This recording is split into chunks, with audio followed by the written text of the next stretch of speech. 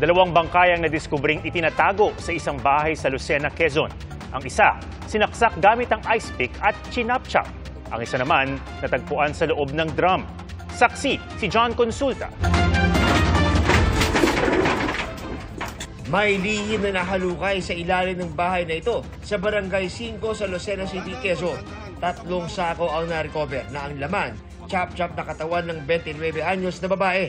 Ang nagturo sa kinaroroonan ng biktima, kanyang 29 anyos ding live-in partner na suspect din sa krimen. Inaresto ang lalaki matapos itong reklamo ng mga residente dahil sa panggugulo. Pero nang tanungin ng mga investigador tungkol sa nawawalang ka-live-in, umamin siya sa krimen. June 30 nang mapatay umano ng suspect ang babae dahil aniya sa matinding away. Ayon sa Lucena City Police, selos ang nakikitang motibo. Sinaksak niya ng ice pick sa kanyang dibdib at chinap-chap niya ng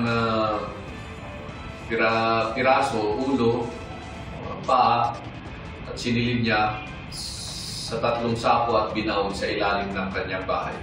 Pero hindi lang pala isa ang nakatagong bangkay sa bakuran. Sino nandito? Taga saan? Taga 4. Kailan nyo to pinatay? Year 2022 po, March 13. Nakalagay sa draft ang bangkay ng isa pang babaeng 22 anyos na pinatay rin umano ng suspect matapos magselos ang kanyang ka-live-in. Habang natutulog, way back on March 2023, ay pinumpok niya ng matigas na bagay ang ulo at saka binawag nila sa tagiliran ng bahay na sinilid sa drum. Na-inquesta ang suspect na resto sa Lucena sa kasong murder habang isusunod naman daw ang pangalawang kaso ng murder sa oras na makipagtulungan ang pamilya ng pangalawang biktima. Ako'y nagsisisi at tumingi ng kapatawaran sa aking ginawa. Para sa GMA Integrated News, John Consulta ang inyong saksi.